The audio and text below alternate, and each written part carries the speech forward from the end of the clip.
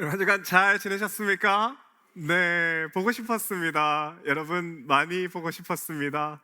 참 좋으신 하나님의 평강과 은총이 오늘 예배 자리에 나오신 모든 성도 여러분께 충만히 임하시기를 예수 그리스도의 이름으로 축복합니다. 아멘. 십자가를 지시기 전에 주님은 제자들의 발을 씻어 주십니다. 마치 그 당시 종들이 하는 것처럼 대야에 물을 담아서 제자들의 발을 하나하나 정성껏 씻겨 주셨지요. 그리고 베드로의 차례가 되자 베드로는 손사래를 치면서 아니라고, 어떻게 주님이 저의 발을 씻길 수 있냐라고 한사코 거절을 하는데요. 그러니까 이때 예수님이 말씀하시는 것이 조금 이상합니다. 여러분 본문 7절에 보면 예수께서 대답하여 이르시되 내가 하는 것을 네가 지금은 알지 못하나 이후에는 알리라 라고 하시면서, 베드로 너는 아직까지 이 세족식의 의미를 모른다고, 지금은 이 세족식의 의미를 네가 모르지만 나중에는 네가 이것을 알게 되게 될 것이다 라고 말씀을 하시는데요. 그러면 예수님은 대체 베드로가 무엇을 모른다라고 말씀하시는 것일까요? 아니, 베드로가 아무리 교육을 잘 받지 못하는 갈릴리 어부 출신의 제자라고 해도 주님이 발을 씻겨 주시는 것이 섬김의 본이다라는 것을 결코 모를 리가 없습니다. 세족식은 이 장면을 보는 사람은 그 누구라도 주님이 제자들에게 섬김의 본을 보여주는 것이라는 것을, 그 따끔한 가르침이라는 것을 모를 리가 없는데요. 그런데도 예수님은 베드로에게 너는 이 세족식의 의미를 모른다고, 내가 이 세족식의 깊은 의미를 나중에서야 알게 된다는 그런 의미심장한 말씀을 오늘 하시는 것이죠. 그래서 오늘은 우리가 함께 말씀을 보면서 베드로가 미처 깨닫지 못했던 세족식의 의미, 어쩌면 우리도 잘 모르고 있는 세족식의 또 다른 의미에 대해서 함께 말씀을 나눠보고자 합니다. 여러분, 예수님이 제자들의 발을 씻기신 이유는 오늘 본문 발의 앞에 나오는 종려주일 사건과 깊은 관련이 있습니다.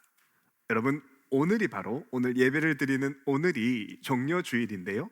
종려주일은 고난주간을 시작하는 첫 번째 주를 뜻하기도 하지만, 예수님이 예루살렘에 들어오셨을 때 사람들이 예수님을 향해서 종려나무 가지를 흔들었다고 해서 종려주일이기라도 하지요. 여러분, 이 당시 사람은 주님이 예루살렘에 나귀를 타고 들어오시자 종려나무를 흔들면서 예수님을 환영했는데, 그런데 이때 유대인들이 예수님께 대해서 다른 나무가 아니라 특별히 종려나무를 흔들었다는 데는 이유가 있습니다. 이 당시 이스라엘은 로마의 식민 통치를 받고 있었는데요. 그래서 유대인들은 로마가 걷어가는 수많은 세금을 그들이 한껏 감당해야 됐고, 또 세금을 못 내면 자기 자신뿐만 아니라 가족들, 자식들까지도 종으로 팔려가야 했습니다. 이렇게 이스라엘은 로마의 큰 압제와 수탈로 인해서 그 당시 이스라엘 내에서 불만이 최극도로 달해 있었는데, 그런데 때마침 이들에게 죽은 자도 살려낸다는 예수님이 등장을 한 겁니다. 그리고 이 예수님이 예루살렘에 들어오시는 소식을 듣고 이들은 꿈에 부풀게 되었고요. 그래서 예수님이 예루살렘에 들어오시자 종려나무 가지를 흔들었던 것이죠. 아시는 분은 아시겠지만 종려나무는 여러분 무척이나 생명력이 강한 나무인데, 종려나무가 얼마나 생명력이 강하고 끈질기냐면, 여러분 종려나무는 나뭇가지를 거의 다 잘라내거나 심지어 뿌리를 거의 다 잘라내도 이듬해 다시 꽃을 피우는 나무가 종려나무이고, 또한 산불이 나서 나무가 통째로 다 불에 탄다고 해도 나무 한가운데 있는 중앙가지만 다치지 않으면 이듬해 또다시 꽃을 피우는 것이 종려나무입니다. 그래서 유대인들은 로마의 이런 악독한 압제에서도 끝까지 인내하고 견디는 자신의 강인함과 또 끈질긴 그 생명력이 마치 종려나무 같다라고 생각을 했지요. 그래서 이 당시 유대인들에게 종려나무 가지를 흔든다는 것은 나라의 독립을 뜻하는 의미입니다. 우리나라로 치면 마치 3.1절에 나라의 독립을 위해서 태극기를 흔드는 것과 비슷한 행동을 하고 있는 것이죠. 그렇기 때문에 이들이 종려주일에 예수님을 보면서 요한복음 12장에서 했던 말이 이것입니다. 종려나무 가지를 가지고 맞으러 나가 외치되 호산나 찬송하리로다 주의 이름으로 오시는 이 곧 이스라엘의 왕이시여 하더라. 여러분, 이때 호산나라는 말은 구원하소서, 우리를 로마에게서 독립시켜 주소서라는 말이고요. 또 예수님을 두고 이스라엘의 왕이라고 하는 것은 예수님 당신이 이제 앞장서셔서 로마 군대와 싸우는 이스라엘의 리더가 되어 달라라는 말입니다. 그리고 이들의 뻔한 이 속내를 요한복음 12장에서는 정확하게 이렇게 기록을 하지요. 이렇게 무리가 예수를 맞으러 나온 것은 예수님께서 이런 기적, 여기서 기적은 죽은 나사로를 살리신 그 기적을 말하는 것인데, 죽은 나사로를 살리신 기적을 행하셨다는 말을 들었기 때문이다 라고 말합니다. 그래서 거기 모인 사람들은 예수님의 기적을 일으키는 그 놀라운 능력을 이용해서 로마를 전복시키려는 생각, 로마와의 전쟁을 생각하고 있었다라는 겁니다. 그런데 예수님의 뜻은 이들과 전혀 달랐습니다. 여러분, 예수님은 로마를 전복하려거나 로마에 대항할 목적으로 이 예루살렘에 들어온 것이 전혀 아니셨는데요. 어떻게 그걸 알 수 있냐면, 여러분, 이날 이 종려주일에 우리가 잘 아는 것처럼 예수님은 나귀를 타고 예루살렘에 들어오셨는데, 그런데 원래 나귀는 우리가 일반적으로 아는 것과는 다르게 이 나귀는 이스라엘에서는 왕이 타는 것입니다. 예수님이 겸손하셔서 나귀의 새끼를 타신 것이지 원래 나귀는 왕이 타는 것이죠. 여러분, 예로부터 예루살렘은 해발 고도가 아주 높은 산지 지형인데, 그래서 역대 왕들은 예루살렘의 윗동네에서 아랫동네, 자기의 영토가 있는 그 아랫동네를 내려다 갈 때는 나귀나 노새를 탔습니다. 가파른 산 위에서 아랫동네인 마을로 내려와야 되기 때문에 이 지형을 잘 오르락 내리락 할 수 있는 나귀나 노새를 타곤 했지요.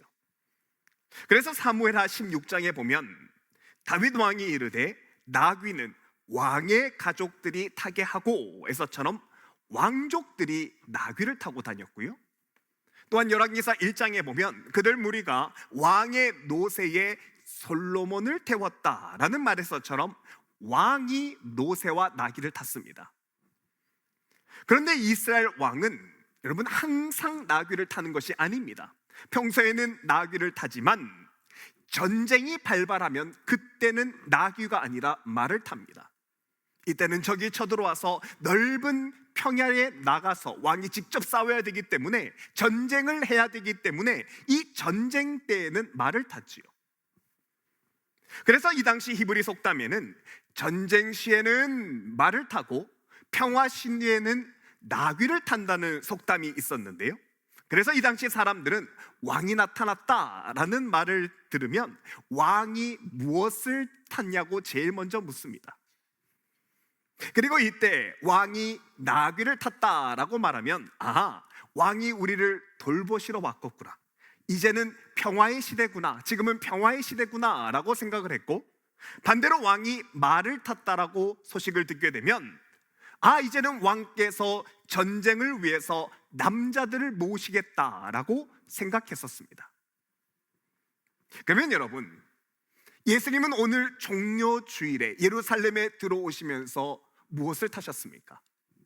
나귀입니다. 예수님이 나귀를 타신 것은 십자가를 통해 이 땅에 주실 하나님의 회복과 평화를 위해서 나귀를 타고 들어오셨습니다. 그런데 이들이 주님의 뜻과는 전혀 다르게 사람들은 이 장소에서 종려나무를 흔들어 대는 겁니다. 왜 그렇습니까? 예수님이 그 가지신 놀라운 능력으로 자신을 위해서 로마와 싸우고 로마와 전쟁을 해주기를 바라고 있었던 것입니다. 주님의 뜻과는 아무 상관없이 그저 내가 바라는 것, 내가 원하는 것, 내가 필요한 것을 위해서 주님의 뜻, 주님의 말씀에는 귀를 닫고 입을 닫는 것입니다. 여러분, 이것은 이때 야고보와, 예수님의 제자죠, 야고보와 요한의 어머니가 요구하는 것을 보면 더 잘 알 수 있는데, 제 두 아들에게 주님이 세우실 나라에서 최고의 자리를 주십시오. 하나는 주님의 우편에, 하나는 주님의 좌편에 두시겠다고 약속해 주십시오. 이 말에서처럼 이 당시 사람들은 주님이 로마를 뒤엎고 나라를 세운 뒤에 그 나라의 새로운 왕이 될 것이라고 믿었던 겁니다.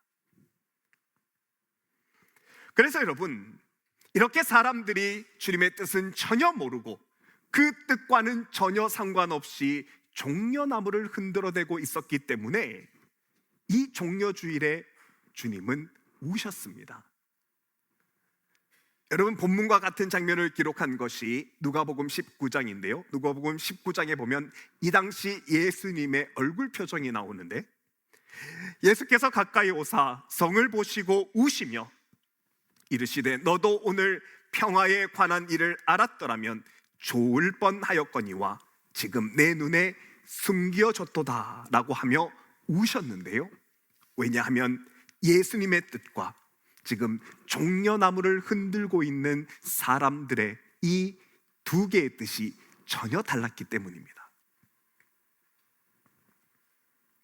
그러면 다른 사람들은, 다른 제자들은 그렇다 해도 여러분, 오늘 본문의 예수님의 수제자인 베드로는 좀 달라야 할 것 같은데요, 아니지요. 베드로도 다른 이들과 똑같았습니다. 여러분, 오늘 본문 뒤에 보면 예수님은 그 잡히시던 날에 그 밤에 제자들과 함께 겟셋마네 동산으로 기도를 하러 가시게 되는데, 그러자 기도하던 예수님을 로마 군인들이 때는 있다다 싶어 잡으려고 들지요. 이때 베드로는 로마 군인들과 함께 서 있던 대제사장의 종 말고라는 사람의 귀를 치게 되는데, 그런데 여러분, 여기에 참 이상한 것이 있습니다. 저도 사실 오랫동안 오해했던 것이, 아니 베드로는 이 어부 출신이고 또 상당히 힘이 세니까 이때 베드로가 주님을 잡으러 왔던 그 로마 군병의 칼을 빼서 그 칼로 말고의 귀를 잘랐다고 생각했었는데요, 그런데 요한복음 18장 10절에 보면 말씀이 이러합니다. 이에 시몬 베드로가 칼을 가졌는데 그것을 빼어 대제사장 종을 쳐서 오른편 귀를 베어버리니 그 종의 이름은 말고라며 베드로가 칼을 가졌다라고 하는데요, 그러면 왜 예수님과 겟셋마네 동산에 기도하러 간 사람이 허리에 칼을 차고 있는 것일까요? 베드로가 기도하는 곳에 칼을 가지고 간 그 이유에 대해서 대부분의 복음주의 신학자들이 말하는 것이, 여러분, 베드로도 생각을 했다는 겁니다. 이제 곧 주님이 로마와 전쟁을 일으키실 것이고 그래서 로마를 정복할 것이다. 그래서 이 이스라엘이 독립해서 새로운 이스라엘이 세워질 터인데, 그러면 베드로 본인도 그 나라에서는 높은 자리 하나 차지하려는 그 속셈이 베드로에게도 있었다는 것이죠. 그래서 주님이 이제 마지막이라고 하시며 주님이 기도하러 가시자니 이제는 때가 됐다 싶어 허리에 칼을 차고 갔다는 겁니다. 이렇게 이 당시 사람들은 주님께서 말씀하신 뜻은 전혀 이해하지 못하고 자기가 듣고 싶은 대로만, 자기 뜻대로만 주님 말씀을 들었습니다. 주님은 모든 인류의 구원을 위하여 지금 십자가를 지시려고 하는데, 그런데 예수님의 주변 사람들은, 심지어 제자들은 주님을 자기 욕망과 자기 뜻을 이루어줄 대상으로 이용하고 있었다는 겁니다. 워싱턴 DC에 가보면 성경 박물관이라는 것이 있습니다. 여러분, 이 성경 박물관은 2017년에 개관해서 전 세계 역사성이 있는 수많은 성경들을 한 곳에 모아둔 박물관인데요, 거기 전시실에 딱 들어가 보면 눈길을 잡는 두 개의 성경이 있는데 그 중에 하나가 슬레이브 바이블이라는 성경입니다. 여러분, 이 슬레이브 바이블은 1807년에 발간된 성경인데, 슬레이브 바이블이라는 말은 말 그대로 노예들을 위한 성경입니다. 근데 여러분, 이 말을 얼핏 듣게 되면 이 슬레이브 바이블은 아프리카에서 잡혀온 노예들을 전도하는 그런 좋은 성경이구나, 노예도 하나님을 알게 하려는 좋은 의도이구나 라고 생각할 수 있지만 아닙니다. 실상은 그렇지 않습니다. 여러분, 이 슬레이브 바이블은 영국 백인들이 발간을 했는데, 영국 백인들이 이 성경을 발간한 것은 아프리카에서 잡혀온 이 노예들을 잘 부리기 위해서 성경을 고의로 짜집게 한 것입니다. 그래서 여러분, 이 슬레이브 성경에는 이스라엘 백성들이 애굽에서 종살이를 하다가 탈출해서 참 자유를 얻어가는 과정에 출애굽기는 빠져 있습니다. 바벨론에서 힘든 노예 생활을 하다가 다시 고향으로 기쁘게 돌아가게 되는 하나님의 구원과 자유가 소개되는 느헤미야서와 예레미야서는 쏙 빠져 있습니다. 대신에 종이 주인을 사랑하라, 복종하라는 구약 성경의 말씀과 종은 상전을 섬기는데 그리스도를 섬기듯이 하라는 그 특정 구절만 강조해서 그리고 그 성경을 짜집게 한 겁니다. 그래서 슬레이브 바이블은 성경의 90% 사람에게 참 자유와 소망을 주시는 하나님의 성품에 대해서는 다 빠져 있게 되죠. 그런데 여러분, 이게 다가 아닙니다. 성경 박물관 내부로 더 한층을 올라서 들어가면 토마스 제퍼슨이 보았다는 성경이 있는데, 여러분, 이 성경을 한번 보시면 이 사람이 성경에서 특정 구절의 말씀은 칼로 잘라냅니다. 자신이 믿기 힘든 부분이나 이 말씀대로 살면 큰 손해를 보겠다고 생각되는 말씀들은 다 칼로 잘라서 떼어놓습니다. 이건 큰 희생이 요구되겠다, 이렇게 살면 힘들겠다는 내용들은 도려내고 대신에 내가 믿고 싶은 것만 성경에 남겨두는 것이죠. 그러면 여러분, 이런 성경은 하나님의 말씀이 맞습니까? 아니지요. 이건 자기가 믿고 싶은 대로 편집해서 자기 신념을 믿는 것이지, 자기 생각을 믿는 것이지, 하나님 말씀대로 살려는 모습의 태도는 아닙니다. 그런데 이 모습이 우리도 마찬가지라는 겁니다. 우리도 성경을 보고 말씀을 들을 때면 위로받고 힘이 되려는 말씀만 보려고 하지, 회개하라는 말씀을 보면 성경을 덮습니다. 이 말씀들은 성경에서 빼려고 합니다.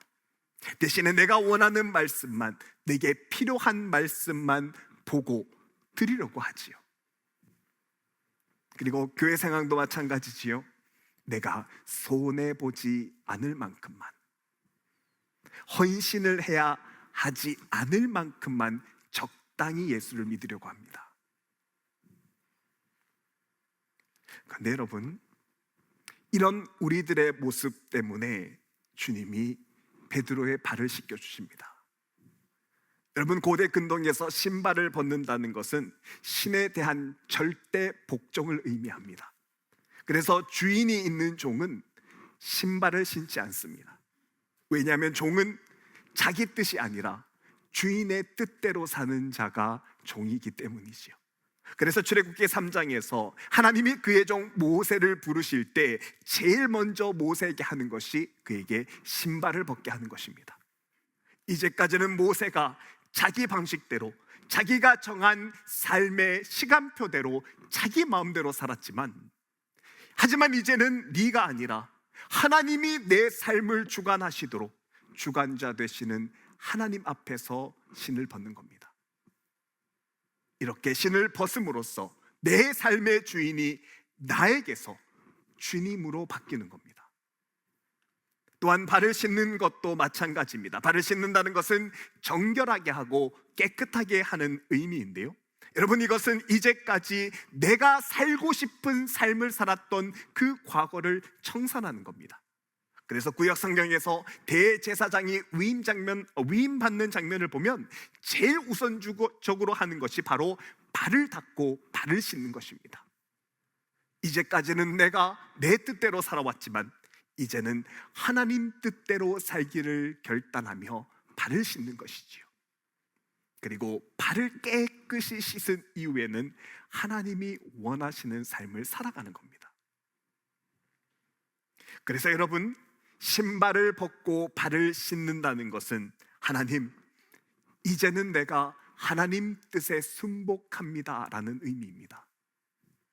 이제까지처럼 내가 내 삶을 내가 원한 대로 사는 것이 아니라 이제는 주님이 원하시는 길을 결정하며 나아가겠습니다. 내 인생의 주인이 바뀌는 의식이 바로 세족식입니다.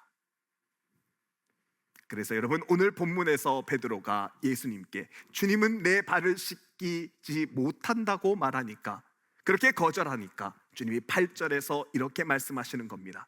예수께서 대답하시되 내가 너를 씻어주지 아니하면 내가 나와 상관이 없느니라. 여러분, 이건 앞으로 내 삶의 주인이 하나님이 아니면 오늘 이후의 삶도 내 삶이 그대로 너의 뜻을 반복하는 그런 삶이라면 너와 나는 상관이 없다는 의미입니다.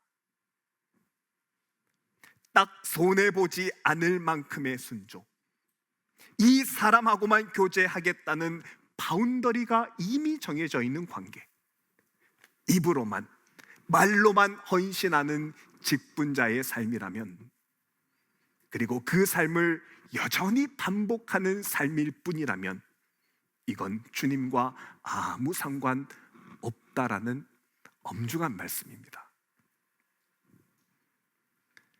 사랑하는 여러분, 예수님이 베드로의 발을 씻기시는 것은 이제까지와 다르게 삶의 주인이 바뀌는 순간을 맞이하는 것입니다. 이제까지처럼 뭐가 부족할 때나 뭐가 필요할 때 내 문제를 해결하기 위해서 주님을 따르는 삶이 아니라 이제는 주님이 나에게 무엇을 말씀하시는지, 주님이 말씀하시면 내가 그 뜻대로 살기로 변화하는 삶의 주인이 바뀌는 그 시작을 보여주는 것입니다. 그리고 이 변화의 삶을 살고자 우리가 정료주의를 지키시는 것이죠. 사랑하는 여러분, 어쩌면 우리는 오랫동안 예수님의 세족식의 의미를 애써 축소했는지도 모르겠습니다. 그저 발만 씻으면 된다고, 그래서 섬기기만 하고 낮아지기만 하면 그게 그리스도인의 본분이라고 그렇게 애써 이 의미를 축소했는지도 모르겠습니다. 하지만 여러분, 주님이 오늘 제자들과 또한 우리의 발을 씻겨주시는 이유는 그저 겸손이나 겸양한 마음을 가지라, 이것을 말하는 것이 아닙니다. 이제까지는 우리가 제각기 내 뜻대로 살아왔지만 이제는 우리의 신발을 벗어서 우리의 주관자 되시는, 우리를 누구보다도 잘 알고 계시는 하나님 앞에 순종하는 삶을 사는 겁니다. 우리의 발의 방향이 내가 오늘 하루를 사는 그 목적이 단 하루를 살아도 주님의 뜻대로 사는 삶임을 결정하는 것이 바로 종료주일의 세족식입니다. 물론 주님의 뜻을 따라 산다는 것이 우리에게 큰 두려움일 수 있습니다. 왜냐하면 어쩌면 한 번도 걷지 않은 길, 해보지 않은 길을 걸어가는 것이기 때문이지요. 하지만 여러분, 우리가 이렇게 주님이 원하시는 길을 걸어갈 때 주님은 우리의 발을 붙들어 주신다고 약속해 주셨습니다. 그 약속이 이미 세족식 안에 들어가 있는 것이지요. 사랑하는 여러분, 우리가 이번 종료주일과 이번 고난주간만큼은 우리의 삶의 주인이 바뀌기를 바랍니다. 특별히 이번 주는 주보 광고에서처럼 교육부 아이들이 미디어 금식을 시작하는데요, 아이들이 고난주간 동안 유튜브나 SNS, 게임 등등을 끊고서 온전히 주님만 바라보겠다고 결단을 하였습니다. 요즘 아이들이 제일 약한 것이 미디어라는 것은 잘 알고 계시죠? 아이들이 이것을 끊고 오직 주님만 바라보는 시간을 가지겠다고 결단을 하였는데요, 여러분, 아이들도 이 종료주일에 이렇게 미디어 금식을 하면서 삶의 주인의 자리를 주님께 드리려고 노력을 한다면 우리 어른들도 마땅히 그래야 될 줄 믿습니다. 특별히 이번 주는 주님이 고난받으신 목요일부터 토요일까지 들어지는 성삼일 특별 새벽 기도회가 진행되는데, 바라기는 이 고난주간 이 기도회가 우리의 발걸음을 다시 싣는 세족식의 시간이 될 수 있길 바랍니다. 그래서 오늘 종료주일을 시작으로 우리는 우리의 삶의 주인이 바뀌고 회개의 삶으로 변화되는 고난주간의 삶을 살 수 있기를 바랍니다. 그래서 이번 한 주는 단 하루를 살아도 주님 뜻대로 사는 하루, 삶의 한 절이라도 주님 뜻대로 살아가는 하나님의 은총이 가득한 저 여러분의 복된 한 주간의 삶이 되기를 주님의 이름으로 축복합니다.